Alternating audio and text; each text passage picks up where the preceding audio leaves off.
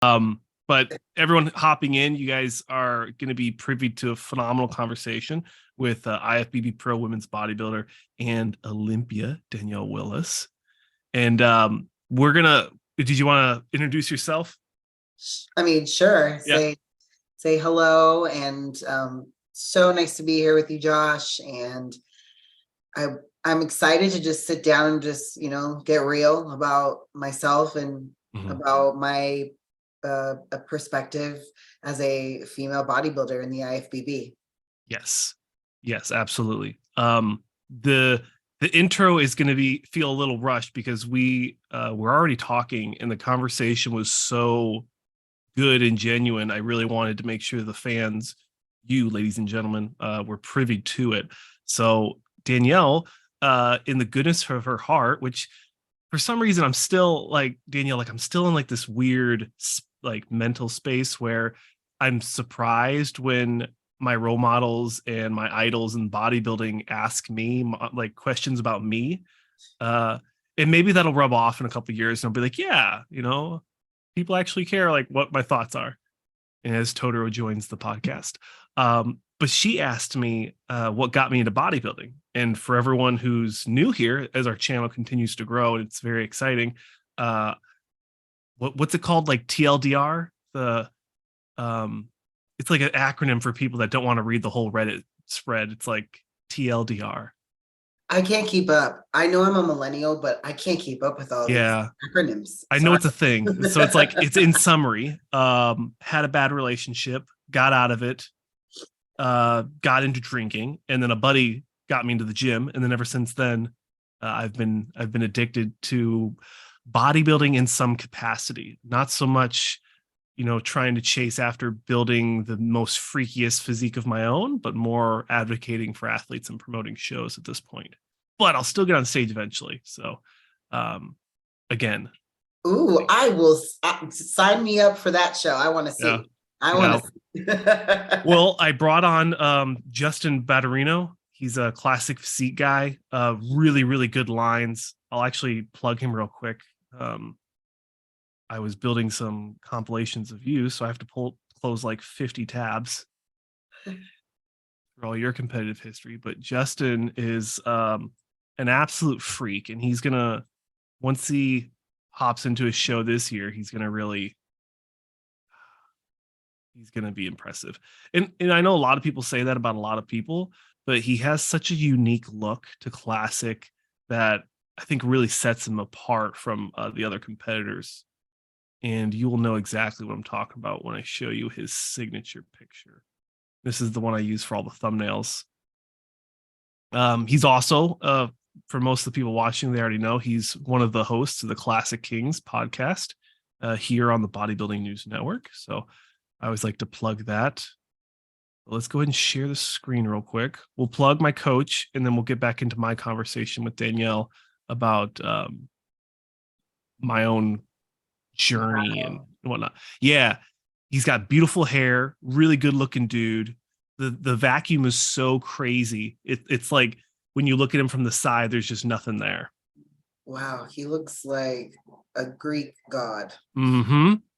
And I think he plays second at this show. And this is one of his first shows. He's only done 2 or 3 shows. Good for him. Well, he's gonna make a statement for sure. Yes. I got a good feeling about it. He took the rest of last year off, and then he's coming into this season. I know he hasn't announced anything official, so I won't say too much, but I know he's going to be competing sooner than later. How about that? Very cool. Well, I'll be staying tuned for that. Yes. Well, you're in Cali, so I guess it doesn't matter, but I think he said he's on the East Coast. So we'll see what shows pop up.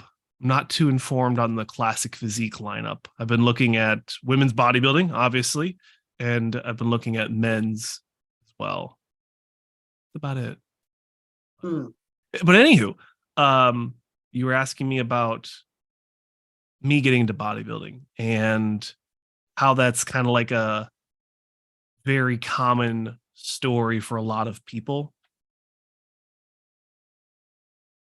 Yeah, it is. It is a common, I think one of the main buy-ins, as I said, for people to get into this lifestyle, getting themselves away from someone being, that's stifling their growth. And it's kind of an avenue of self-discovery. And I was sharing with you back when I started in 2015, I was in a relationship that wasn't the best for me as well. And I wasn't making good life choices. And aside from the relationship, I just wasn't making good life choices, but that didn't help. And, I started training, and then I was off and on into it, but it wasn't until I decided, okay, I'm not going to hang around for this situation any longer. Let's go over here. And then I got way more involved, I'd say around 2018. Okay. And 2018, I started modeling as well. And as my body and my physique got better and opportunities started happening, it just kind of like ended up being like a snowball effect. And everything came to a head that year at the Olympia. And I remember watching women's physique, because at that time, women's bodybuilding wasn't around, And so I remember looking at my coach who got me started, David Ellis. And I remember saying, okay, I want to do that. Yeah. I liked the elegance. And of course, at the time, Shanique Grant was Olympia. Yep. And she was beautiful, beautiful physique, nice lines. And so, I saw some beautiful women up there with muscle. And what really pulled me in is the posing. And I'm a dancer. I'm still a dance teacher, choreographer, an artist first before we call ourselves athletes, but I feel that dancers are actually performing artists. We really truly are, because we can create things, say things by just movement. And I believe that when you pose, you're doing the same thing. You're conveying a message, a statement about yourself. Whatever the music choice is, I'm here to say this, through a pose, through a movement, through a look, whatever it is. So I did my first show, Iron Games, November 2018. And at that point in my career, that was my first show, we signed me up for women's physique. Okay. And I took the overall. And that's when I had the bug. Oh, this feels good. I'm number one, whatever, it was awesome. We went out to eat and just kind of had a little mini celebration. My parents were there. I'll never forget that, because when I first started trying to get fit and healthy, I'd be in the house trying to make certain protein shakes and certain things, and I didn't know what I was doing. They're like, what are you doing? Like, and just kind of like, oh, what is this stuff? And how long are you going to be doing this? And are those steroids? Yeah, no, Mom, it's protein powder. right. What is in that? And don't leave that out. I've gotten it before. Yeah. Yes. So to fast forward, have them at my first show and go, oh, wow, like this is something, this is a thing. And wow, she's good at it. And she has potential. And furthermore, they saw how happy I was. They saw that I had a fire in me again. And just what it had done for me at that point. So after winning the overall, it only made sense to get my pro card. Right. Like I'm going for that pro card. I didn't waste any time. So yes. Oh wow, there you are. Wow. Stunning. Yeah. My posing has definitely evolved since then. I can honestly admit that. The dancing, I hands down, I can't wait to show the world really what I can do. But posing, oh my goodness, it's evolved. Even from the Savannah, I thought your front double has evolved quite a bit. From the Savannah to your Omaha. Well, since this, I've had some amazing, I've been blessed and just, I've had some great legendary coaches in my corner so I was getting ready for USA's, and I did USA's in 2019. That was July. That was in physique. And then fast forward to, this is now. Oh, this is North Americans. Okay. Yes. So I have to say, in Vegas, that was my first attempt. So that was my second show ever. I placed third. So I missed it by 1 point. This one. Yep. Yes. And it's always in Vegas, right? Yes. The USA's. I believe they've been keeping it consistent. They just been changing the dates. But I'm trying to figure out which shows I want to go to on the NPC side. And I noticed that the USA's was in Vegas. I was like, that's very doable. Yeah. So it was such a good experience. I actually made I have a couple good friends from that show still to this day. And it was also a good wake-up call for me too, because I'm competitive. I'm a team player. Like I said, I love getting along with the women in the sport, and I've made some good friendships and that, this and that. But when I'm going to go for something, I'm going to, like, excuse me, we can be cool afterwards, but right now, excuse me, I'm trying to win something, Right. So in my mind, I was like saying my affirmations and just like, in it, I'm like, I have my pro card. So that was like kind of like so what are you going to do moment, just missed it and of course my parents were there for that, so it was just a whole bunch of stuff. So needless to say, I was pretty fired up. I literally signed up for North Americans right after USA, like walking out into the parking lot. Wow. Okay. I was like, oh no, I'm going to get my pro card. We're doing this. Whatever changes I need to make, let's fix it. Let's figure it out now. We're going to do it. And I got the advice, I don't see you in physique. I see you more for bodybuilding. So I got that advice from the head judge, Sandy. And I'm so grateful that I got that advice. And here I am. And I do need to say, and I've said this before, I did actually do both categories just to see exactly how it would go down and where I would actually land. So physique, I got 7th, I believe. 8th in Class B. And physique was a stacked lineup. And in women's bodybuilding, I took the overall and got my pro card. So from the start of my entire career in women's physique as an amateur to getting my pro card was 9 months. And so, wow, it's like a Nick Walker story. And so, I was just like, okay, so I'm supposed to do this. This is, and I will say that in that time period, Chris Cormier, he was one of the first, because I worked with Robbie Robinson a little bit on the amateur level, not formally, just at Golds, being able to get some critiques from him. But Chris actually posed me. We did lessons virtually, and he tweaked me a lot. So he helped me on my path to getting my pro card as far as the posing is concerned. And David did my training. And then fast forward to 2021, because I sat 2020 out because of COVID, and I just didn't feel like I was there yet. 2021 was a hard year for me. I lost my father to COVID in January of that year.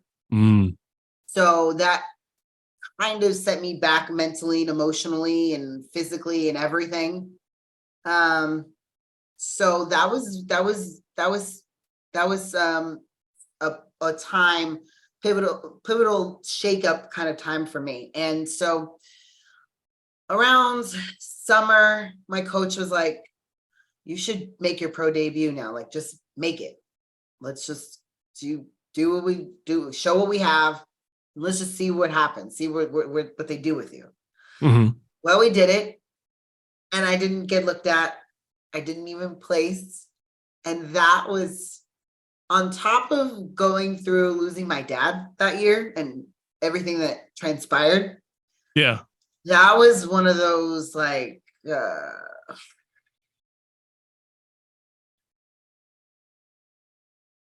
I broke down. I I went through a kind of a depression period. Like Hmm. um and I'm susceptible to depression. Yeah. I have a history. So it was like dealing with my dad still and grieving and Mm. then kind of feeling like I fell flat on my face, Right. right? In the pro debut. Yep. And hearing people say, "Oh, well, you don't look like a bodybuilder." Especially now because, you know, the other divisions, some of the women are pretty big muscle as well. And sometimes it's hard to differentiate between the two. And I know that I am on the smaller end of muscular for bodybuilding. I'm aware of Right. it. So it was just a whole bunch of things going on in my head. And I felt like at that time, in that moment, you know what, maybe I should just stop competing. Maybe I should just focus on some other endeavors and other things. Maybe Hmm. this isn't for me. Maybe this isn't what just all those things, right? And it was hard. It was so hard. And then of course, like I said, just being in total grief and still trying to pick up the pieces because my dad was like my number one fan. I mean, Hmm. he was just everything to me, everything. Didn't miss a show. He was the first person I would text or call after, I did a show or did something like that. Yeah. So 2022 rolls around, and around February, March, after having a good conversation with another pro friend of mine, and getting some therapy, Mm. going through the necessary things that you're supposed to do, right? When you're healing from grief. I told my coach, you know what, I think I'm ready to start, you know, looking at shows. I had been training. I'd started training again in like February of Hmm. of 2022, like mid-February, and then Okay. kind of getting the cogs going like really around like March. And again, for me being a mesomorph, it doesn't take that much for me. It really requires me to eat. Yeah. So I just, again, because some people go, "Oh, you do things kind of you've done things a little bit faster than others in some aspects," and that's just because of my genetics. And so I signed up for Omaha actually about a month and a half Oh. for the show. I think it was like April, end of April, beginning of May. Hmm. I didn't even look at who was competing. I didn't want to psych myself out. I didn't want to get all caught up in it. I went dark on social media, by the way, for most of the beginning of 2022 because I was just trying to figure myself out. Like, Right. I have to say this because it's important. Aside from going through my own personal mental gymnastics, if you will, from the grief to not placing, just coming down and coming out of a show for most bodybuilders is a hard time. Yeah. Yep. And at that point, I'm still really, really new. And this was my first pro show. So things and protocols were different from the pro amateur. Mm. Get what I'm saying? So Sure. it Okay. was just a whole nother like, okay, so this is what this feels like. And you just kind of the lethargy setting in and not having that routine that you were so set on every single day leading up to a show. And the highs just come down astronomically. Yep. So then there was just like a whole bunch of stuff, and I had to pull myself out of that. And so I um did Omaha. So I did Omaha in June of Hmm. this year. And Melvin Anthony, he actually helped me with Savannah, and he also helped me when I did guest posing for Muscle Icon. That's how you and I started talking, is because of Daniel.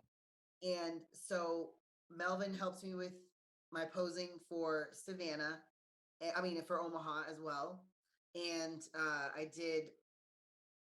I won that, and I didn't even know what to expect. And walking in, I mean, there were a lot of physique competitors, and some of them I thought they were bodybuilders. I was like, am I competing against all these people? And I realized, like, oh wow, like there's not that many bodybuilders, and there weren't that many bodybuilders that signed up in the beginning of this year or last year. And so I had a good experience, obviously coming away with a win in an Olympia qualification. And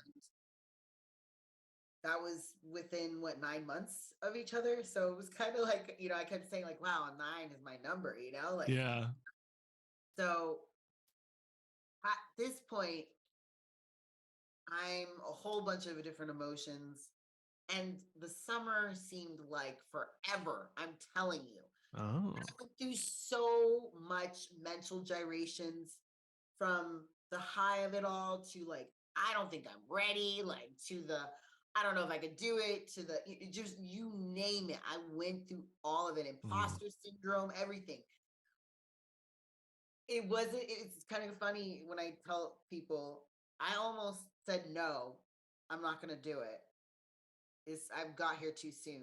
And the day that I kind of made that resolve, I ended up getting the email, congratulations, are you going to do it? And I was like, okay, well, this is here. This is here.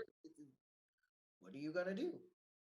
And so I was like, how often does a competitor even get this chance? Yeah. So even if you aren't ready, you better get yourself ready. You better dig deep, do something. And I did.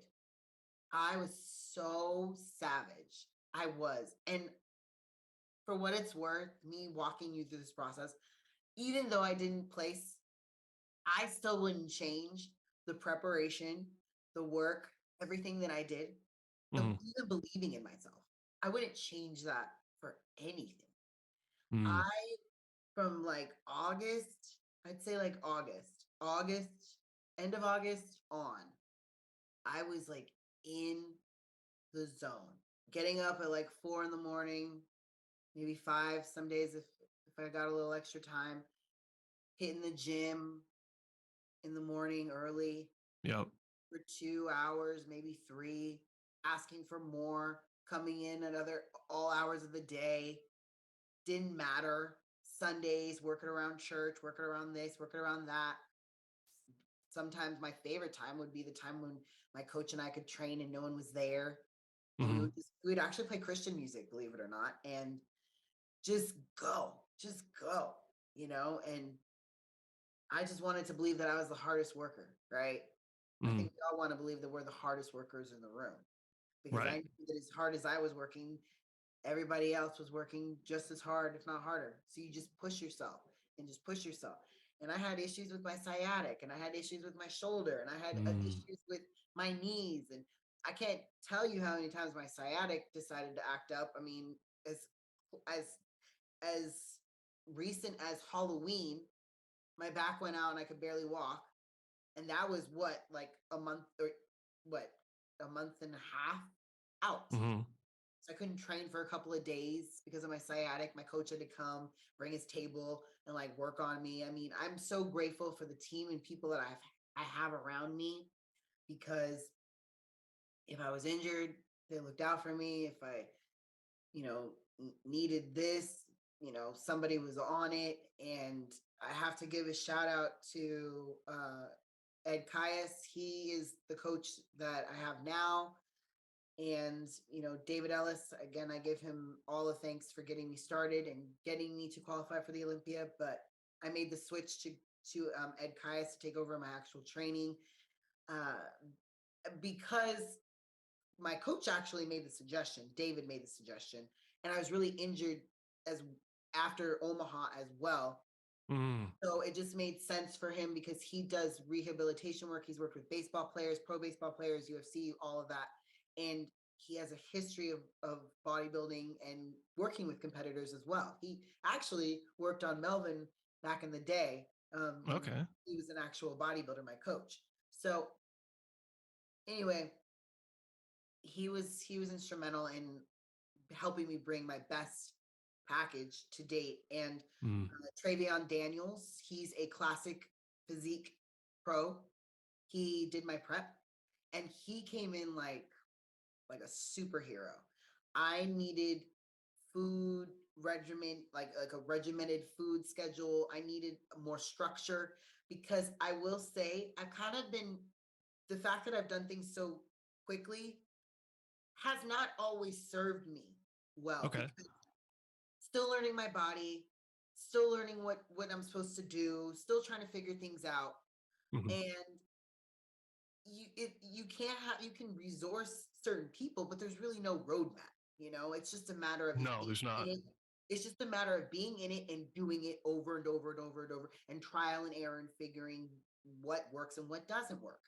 So I was also going against that. It's not like I had tons of shows under my belt, like tons of amateur shows, tons of anything. Yeah. So I didn't even have a prep coach for any of my other shows.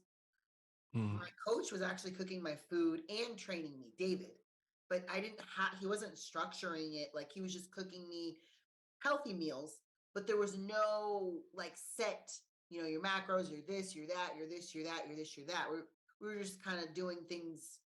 I don't know how you would say it, like intuitively, maybe. Yeah, intuitively. And again, he got to a point where he did know my body really well. And I say that USA's, we brought great conditioning for me when I was with David. And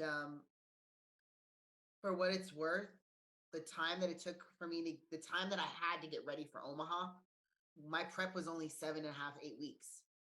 So we knew my conditioning wasn't going to be to their liking or the best that it could be.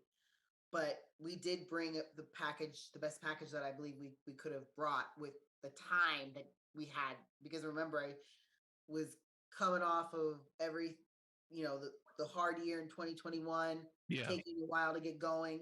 So we were just doing this, and we didn't know where we would land. So here we are now, Olympia. And like I said, I have more people and arsenals in my belt. And then Hella Trevino, she stepped in as my posing coach. Oh yeah. Yep. So yeah, when I say I've had great posing coaches and teachers, from Chris to Melvin to Hella, I mean, and I told you when I spoke to you, just working with her was amazing, because I'm big on detail. I'm big on, being clean and making sure that when you are doing certain things, that you're doing it technically correct, and your body is everything, because of dance. So I just appreciated how thorough she was, and just I like the fact that she posed me according to me, and not according to her.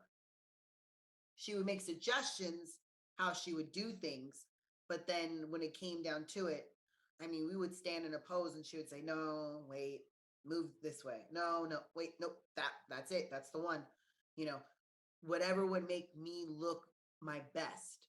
And that's what's important, having some eyes on you, because we can see one thing through our eyes and our lens, but when you have another pair of eyes on you, they can see what you miss.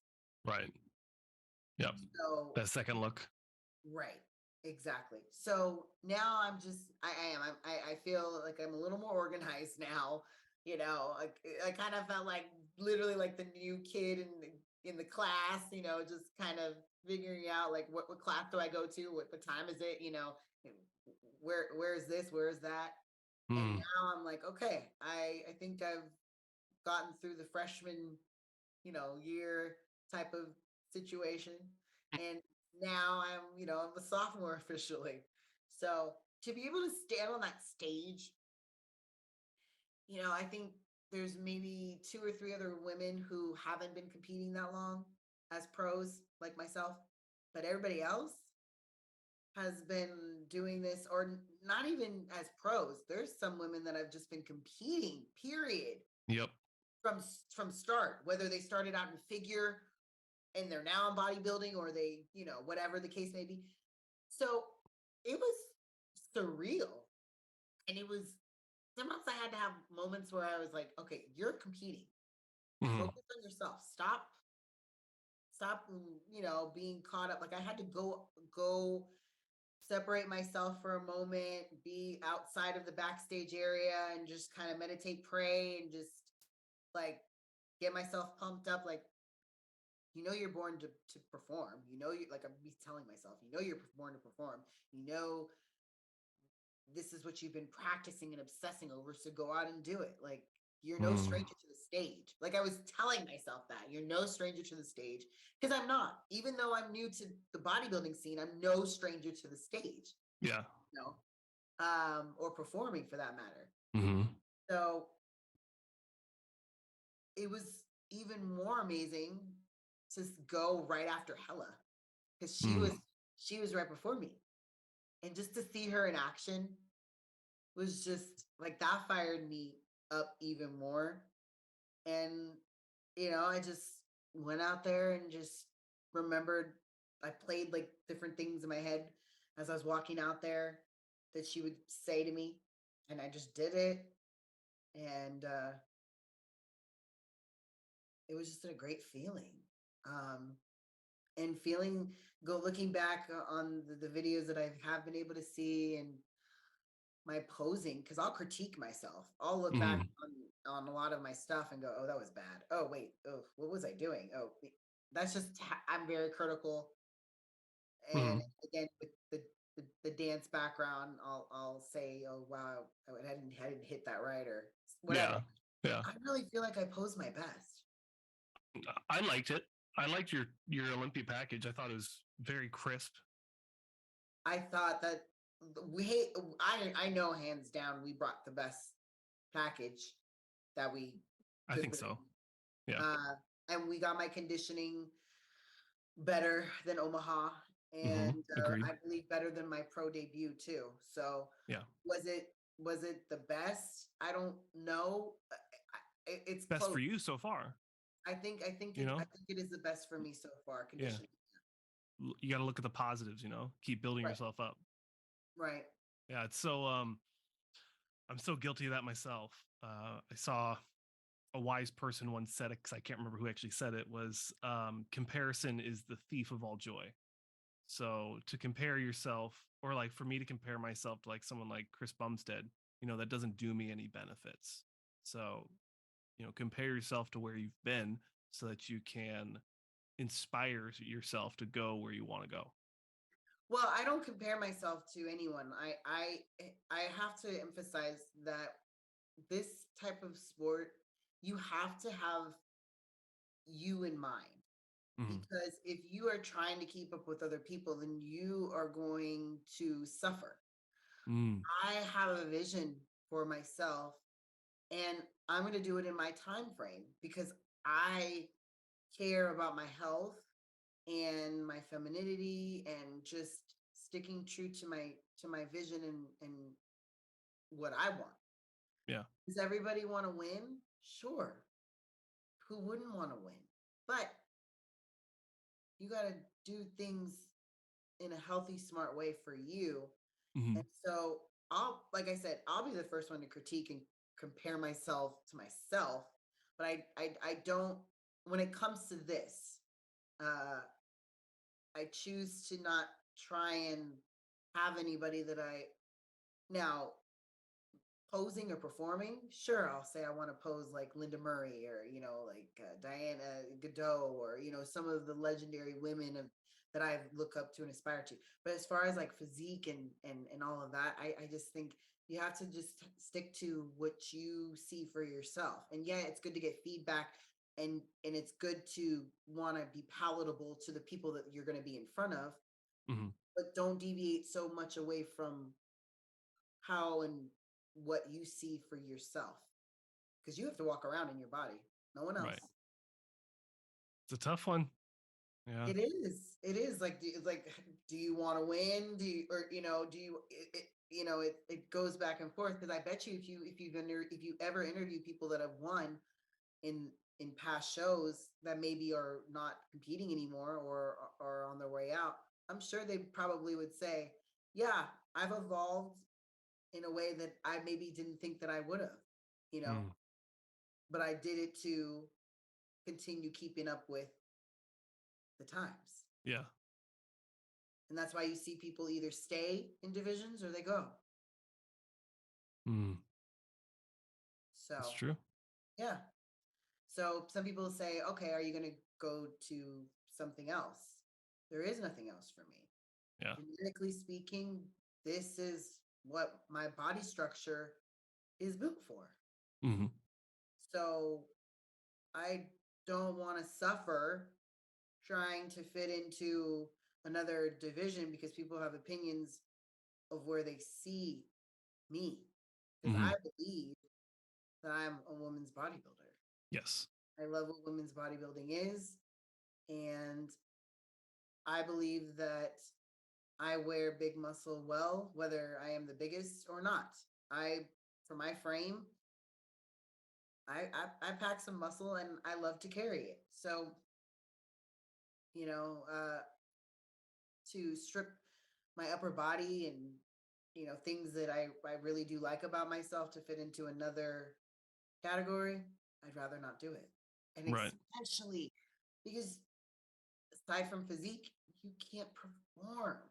Sure, you pose, with all respect, you pose, but you don't get a chance to perform dance. And I am not a gymnast, so hats off to all the fitness women who backflip and spin and tuck and whatever they do, because I can barely do a dive cartwheel. So no, I know where I belong, and I will continue to just stick to the vision that I see for myself, and just take the necessary time that it's going to require to get there. Yeah, I mean, I think you shouldn't have to worry about the imposter syndrome or anything like that, and definitely not listen to those outside influences telling you to try go back to physique or something, because you're part of a very elite group of women that have won a women's bodybuilding pro show and have stepped the stage of the Olympia in the women's bodybuilding. So, I mean, that's as much validation as you need. Not that you specifically need it, but Right. I think I agree. I think you're where you need to be. Yeah. Where you belong. Yes, where I belong. And I have met some amazing women in this division.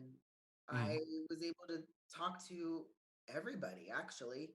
Some I knew before, like Rashana and Diane, Donna, Chelsea. Yeah, she got what, ninth?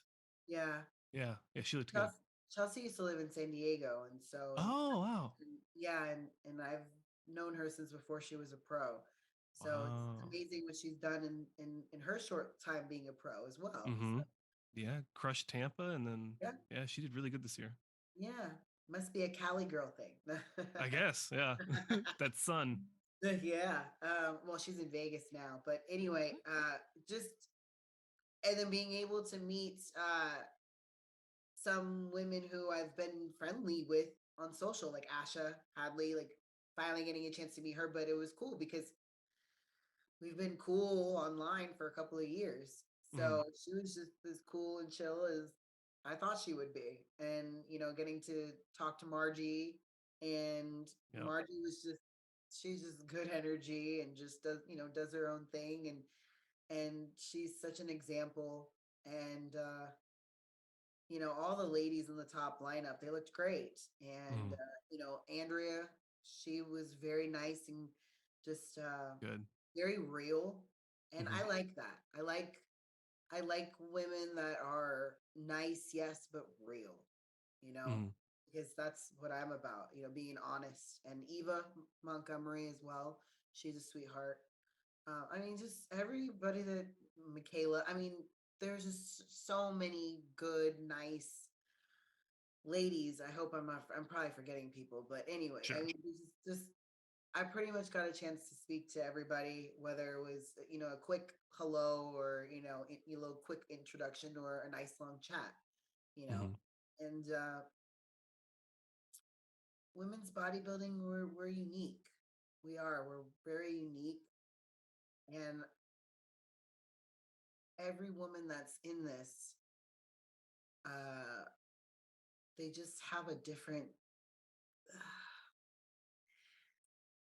Every physique is so unique. yeah, it So is. it's not like, and there's nothing against classic, but you'll notice that a lot of people try to imitate what the champs are doing or the top six. So a lot of the physiques start to look the same. Whereas women's bodybuilding, you have tall, you have short, you have really stocky, wide women, you have very aesthetic women, you have more feminine women like yourself. I mean, and then combinations of all that. So it's a very unique division. You know, I know this is a touchy subject, but sometimes I've mentioned in passing by with friends and coaches, wouldn't it be awesome if we had classes instead of Mm, just all being lumped in together? I sometimes I think that that would be an awesome idea to bring that back. oh, for Classes. women's bodybuilding? Yeah. Is there enough competitors for that? I feel like there are starting to be.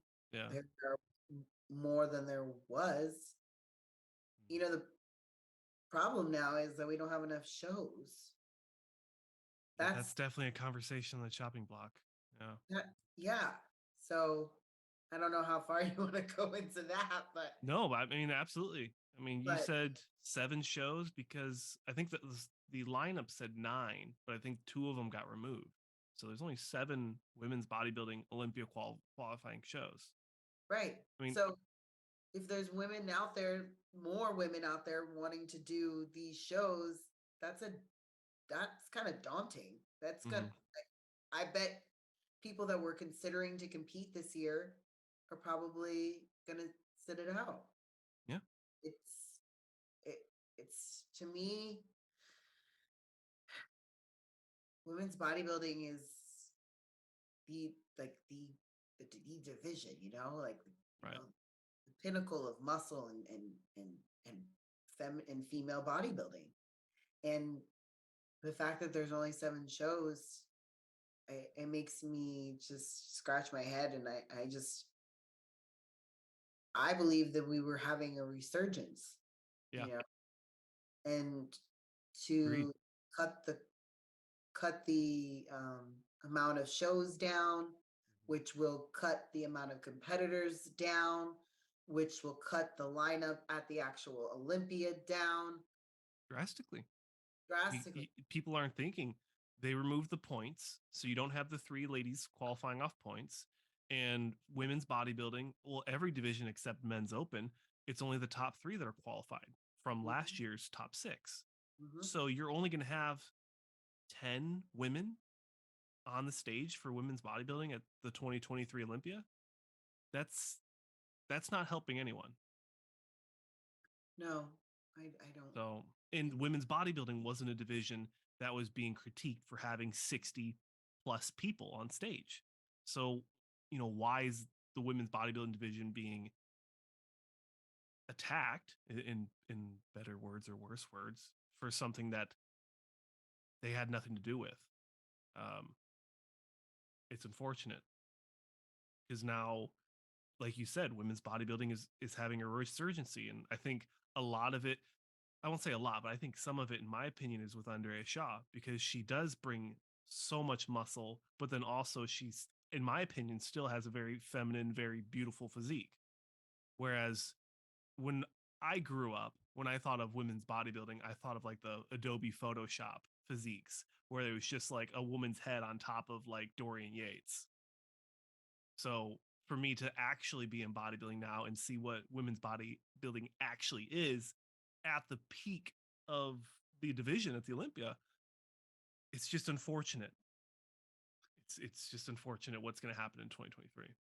Yeah, it was great to be a part of such a prestigious and illustrious lineup. I mean, there was a lot of us. I think it was So almost 20 women in there's bodybuilding.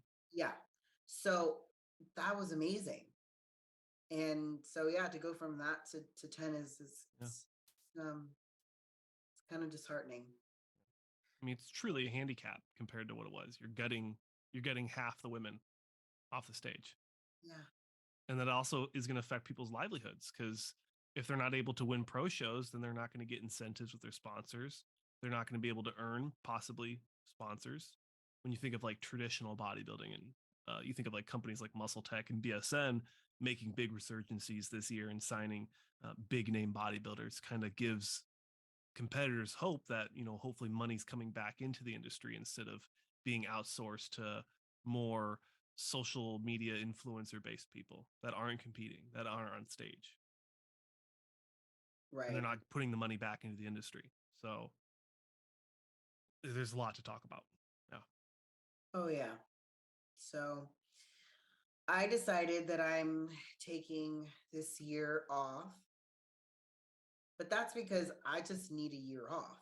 Right. I was going all last year. Yep. So my body needs it, my mind needs it, everything needs it. Hmm. And I want to grow at my own pace and in a healthy way Hmm. and make sure I keep all this together and Yes, healthy. definitely. So yeah, I'm sitting it out and I'm not, you know, I feel good about my decision. I knew I was sitting it out before I had been saying at least 2 months or about a month before. I said, I need time to grow. I need time to decompress. I need time to live some life. Hmm. And now, even like I said, having after us having this conversation about the amount of shows, I'm definitely, because if I had done a show, it would have been Omaha again, but there is no Omaha. So Mm. uh Yeah, Omaha and Indy, I think, were the two shows that got chopped. yeah. Well, So, Dave Bowers, I heard, was retiring, and then I yep. don't know. Right there. Yeah, I don't know it. Dave was the first person to send me anything for bodybuilding. Oh, He sent me a poster and a t-shirt and a sweatshirt. Um, he was my first real interaction with a promoter in the IFBB. that's So it was unfortunate to hear that he was retiring the Indie Pro. But he yeah. has a really good trucking company, and he's got a couple good brands that he's working on. So he's still working hard. And he's a dad of two, three girls, and they're all like young adults right now. So he's busy. He's around. Yeah, well, I actually went to the indie show. So it was, Oh, okay. yeah, I was supporting my friend Jada Beverly who competed at the Indie Pro. So it was a nice show. Okay. So but yeah, I'm excited to just take this time to continue working on my own brand and my body and Mhm. other endeavors, and of course coming on board with you. Yep. Yeah, I'm pretty excited. This will be fun. We'll try to do this at least every other week. If not, if we can ramp it up to weekly, that'd be fun. Yeah. Because I mean, we for the fans listening, ladies and gentlemen, like we were talking about recapping the Olympia experience with trying to do as many women bodybuilders as we can. So that's almost 19 episodes there. Just to think if we can get everyone on, and then you start talking about bringing in women bodybuilders that are like legends in the sport, maybe like Linda Murray or someone to talk about their show when it comes up, and start bringing on promoters before the show, and then start bringing on competitors that are coming into a show that are being hyped up to potentially win. There's a lot of content to be made, a lot of interesting conversations. Totally agrees. Do you see how he just like pushed me out of my chair? He's just a bully. I think he wants to just take over. He's like, you're in my area. Yeah, He's he's very territorial. I tell him not to get on the desk and he does it anyway whenever I do podcasts. Cause he's like, I know you won't grab me and throw me like you normally do. It's funny. Yeah. Yeah, he's cute though, but yeah, we're gonna have fun. There's so many shows. When's the next? We were looking at the New May, York right? Pro?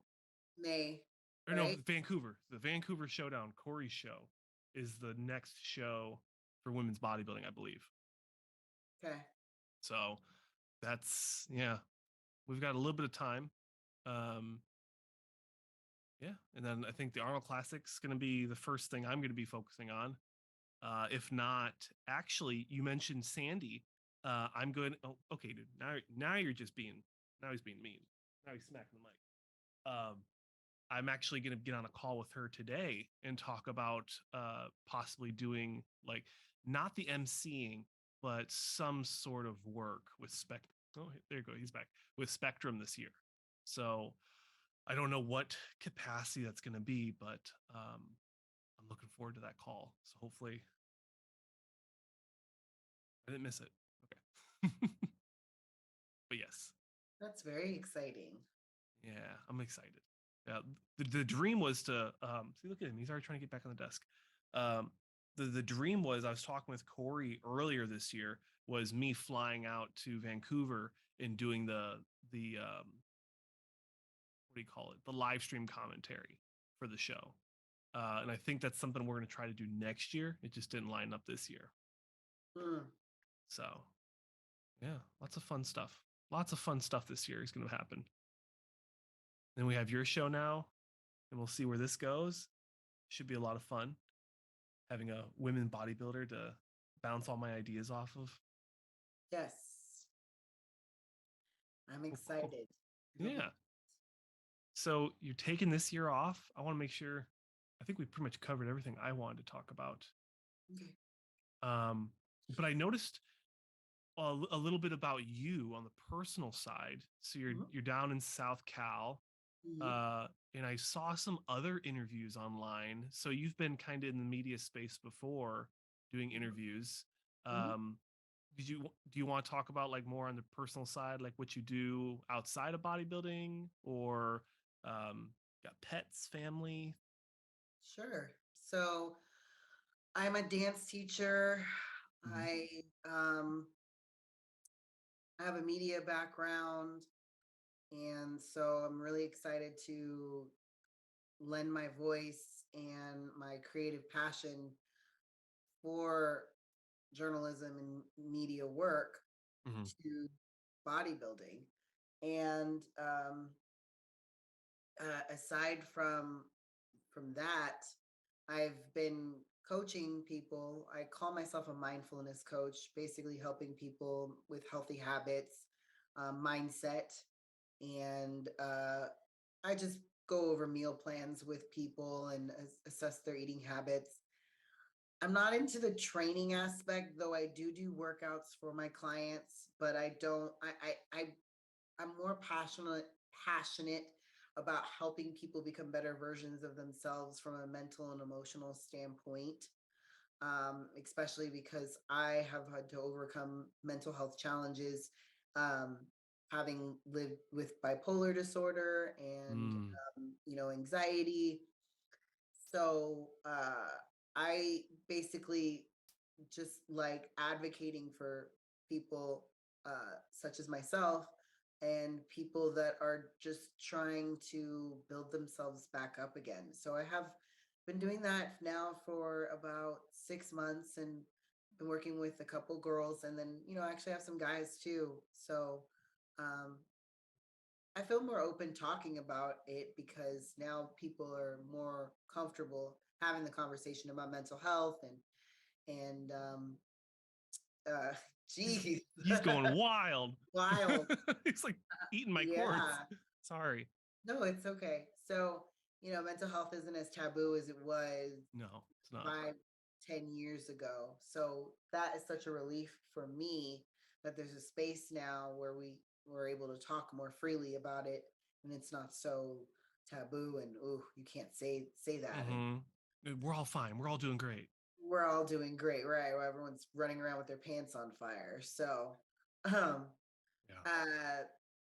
I also am a writer. So I wrote a how-to book, basically navigate the world of bodybuilding from my perspective, and to make a living doing the competing, and how you can monetize it with modeling or coaching and just different avenues you can go down. And hmm I'm excited about it. And so I've been sitting on it for 2 years, and I've had some people look over it, but now it's just a matter of publishing it and doing all those Mm. steps. But that's on my list. It's happening. Okay. So I'm really excited about that. And I also am going to get back into auditioning. I have an agent. I did some auditions a couple of years ago during COVID. I thought I sucked, but apparently they liked me. And so Okay. he and I have been having conversations recently about me submitting my tapes for a couple things. So, you know, just planting some Mm. seeds and just following my passion. And in these were dreams of mine, to be honest, before bodybuilding, to hmm have my own show, be a TV or media personality, or get into acting. That's why I went to school and got my communications degree. And I even have a history in radio. I was doing like on air stuff back in college, and I was doing interviews and had my own show and did a lot of freelance work in my 20s all the way up until about 30. But I just gave it up. Wow. I gave it up because I kind of felt like I was hitting a wall. And even before I lifted weights, I remember sometimes trying to get in front of people, and because I was a little fit and arms and whatever, people didn't really look at me like Hollywood, just because I even had hmm people kind of say tone it down a little bit. This was again in my 20s. We've hmm evolved. Fitness is being fit in different looks now. They're more acceptable. I know Absolutely. we still have to kind of get past the red tape when it comes to bigger muscle. Yep. But I believe that there are more women now that are feminine with a decent amount of muscle, that if we start getting out there doing these things, we can show a whole nother look. hmm Maybe more women will want to try to attain. Uh, so I'm excited, and I feel like if I can do a show, I can do this now. Like I can do anything, I can, whatever it is, you could do it. And hmm getting ready for a show and getting your body in its best shape is not easy. So I know that these things and endeavors won't be easy, but they'll be worth it. And mm why I love being a women's bodybuilder and want to stay in women's bodybuilding and do all these things is because I believe that we should be on the cover of magazines, and we should be on billboards, and we should be in movies, and not just typecasted just to play these dominant superheroes.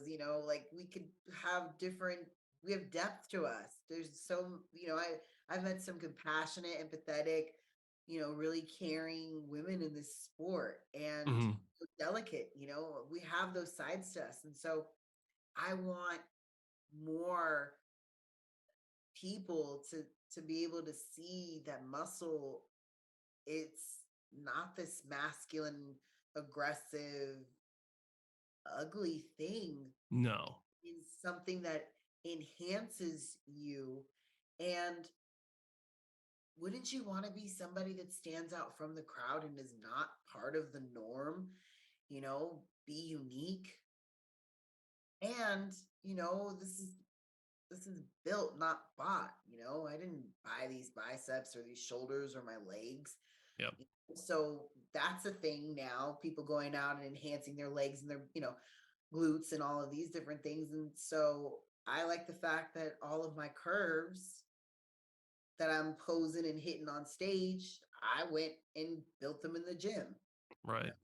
So there is just so much beauty, I think, to muscle, and it needs to have a bigger platform to be celebrated. And I want to be the role model I wish I had when I was a little girl. I was being called Buff Cat and Buff Girl and all these names on the Huh. playground and in high school, and boys wanted to arm wrestle me, and they would say, "Oh, you're going to be a bodybuilder someday." And I too, like you, didn't have much of a reference, and when I did, I didn't really care for it, and I was scared, and I went, I don't want that for myself, and I would cry sometimes, Mm-hmm. like, I don't want to be muscular, and I went through all those phases, especially as a dancer, trying to, like, make myself as skinny as possible, and no arms and no shoulders. Mm. But I mean, even old pictures, someday I'll, maybe later episodes, I can send you some pictures of me Yeah. and put them up so the viewers can actually see. I was not a skinny girl turned muscular, or a heavy set woman or girl turned muscular. I was always fit. I was always Mm. fit. People thought I either did track or, gymnastics. People didn't even know until I told them I was a dancer that I was a dancer, because I didn't look like your typical dancer pre Misty Copeland, who has really changed the game. She's a prima ballerina, but she's really changed the game for the norm of what is accepted. And now women in ballet and in those genres of dance, they can be lead roles, and they don't have to be an inch from death looking, weight. Okay. They they look healthier and have a little bit of curve to them. Mm. And she's like just really trailblazed for that. And so I didn't have that when I was younger, and I didn't have a muscular role model when I was younger. So now I am the look and the build and everything that I wish I had had.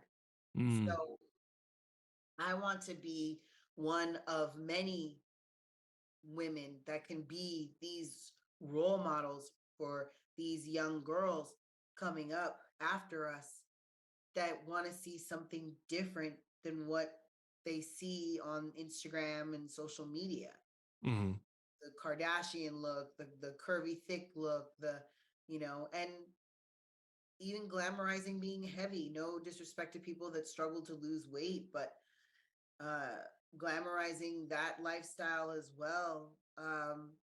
I'm like, if they can have a seat at the table, it's time for muscular women to have a seat Yeah.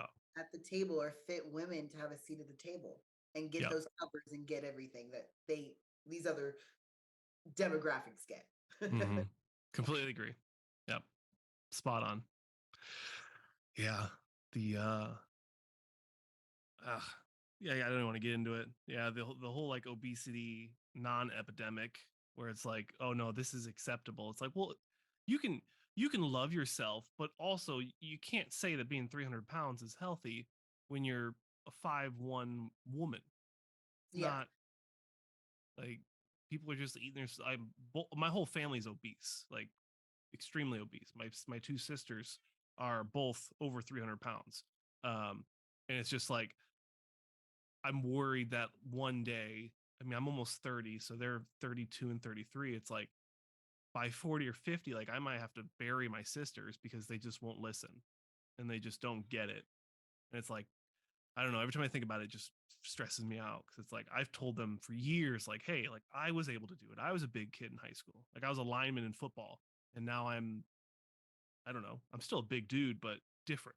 I'm a different big dude. Right. So if I can get shredded and stand on stage in my underwear, you can be a normal sized person. Right. See that mentality that if you can do that, you can do anything. And being able to show people, no, you don't have to be like me, but you can be No, better. you could be better, or you could be the best version of yourself. Right. That's even better. You could But be the where they're at best. now is not, they're not like, if I just ask them simple questions like, hey, what did you eat today? Like, they'll just lie to me about stupid stuff. Where it's like, Yeah. Oh, you walked. Okay, how much did you walk? Oh, I walked at work. I'm like, no, that doesn't count. It counts, but it's different. Right. Like, side tangent. I know my coach, we're gonna talk today about it, and I know he's gonna hate me for it. There's a army fitness challenge that happens once a year. It's 12 weeks long, and the main focus is cardio. And the person that won last year averaged 50 miles a day doing bike on a stationary bike. So I told him, hey, I want to win because I've gotten the last 2 years, I've gotten like these little participation trophy medallions. And like this year, I want hardware. So when I told him like I needed to do 50 miles a day total on a bike for 12 weeks, he's like, I hate you. Like, so we're gonna have to find a way to do that and not just completely evaporate all the muscle I've worked so hard to get. But um, yeah, just being the best version of yourself. It's however you want to interpret it. You don't have to be. I love freaks. Like when I met you in person, I was like, wow, this was the first time I saw a woman with muscle. I was like, this is awesome. So as a fan, Really? yes, Oh, yes, yeah. wow. I was just like, the first thing was like, can I fit my hands around her arms? Like that was my first thought, and I was like, oh, geez, relax, relax, Josh. And then I saw Ian that night, and I saw Rafael Brandeo. Uh, gosh, yeah. Peter Molnar. I mean, I met so many just huge dudes, and I was like, wow. That's when I knew like I belong in this industry. If I can be a media guy and then still be that big of a fan, like that's a good spot to be in. Yeah, completely. You got a front row seat. Mm-hmm. Yep. And then we're going to the Arnold in March, so I'll get to see even more people. Uh, and I won't be as timid as I was at the Olympia. I'm just gonna be out. I'm gonna be in people's faces, just getting interviews, meeting people. I did a live stream on Instagram. I don't know if you saw it, but I ordered like 50, I think, 50 covers of magazines, like reprints, and I'm taking them all to the Arnold to get them autographed. Oh, So I've wow. got I've got pictures of like Chris Cormier, Ronnie Coleman, Jay Cutler, and then I have like the new up and coming people. I've got Nick and Hunter and Sam. I have an amateur picture of Samson when he was like really small. Mm. So I've got some fun stuff in there. Yeah. So I still got to get a an 8x10 from you. So you and Amanda or Tio. Yeah. Io. It is a Y. Yeah. Yeah. Yeah, that was annoying because they spelt her wrong on the Olympia card. So the whole Olympia I was calling her Tio. Uh-oh. Yeah, because the T and the Y are next to each other. So when I Uh, actually met her, it was like, oh no, it's Yio. I'm like, oh, that's why I couldn't tag you.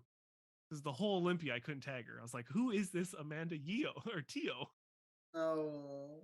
So yeah, I was talking with her. I need to get an 8x10 because I'm gonna put all of you and her, Justin, anyone who's been on the show, Lamar Shaw, Jared Keys, Kareth Bajo. I mean, I can't even start. Um, Derek Oslin. Like, I'm gonna get all these guys. They're all gonna be on the wall next to everyone else. And then the ones that are autographed, they're gonna be the ones that are gonna be like in the middle. And then we're just gonna make a Nice. huge mural. So, and then hopefully I can fill up in the new apartment. I'm gonna have like a whole room. Like all the walls are just gonna be covered in just autographed photos. That's the dream. We'll see. Well, that sounds good. Yeah, that's what I was thinking. But yeah, um, that's probably it for this one. I think we got a little bit over an hour, so Okay. that's Yeah. that's pretty good for the fans. And then if you guys and well, I need to stop saying guys, ladies and gentlemen, if you have comments and questions, definitely let us know. We will post a graphic before each episode. You can get your questions in, and then we'll end the episode in a Q&A. Um, Also, we're looking for a fun name to call this show. So definitely let us know your thoughts on that. And if there's anything catchy you want to submit, we'll definitely give you a shout out if that's something we decide on going with.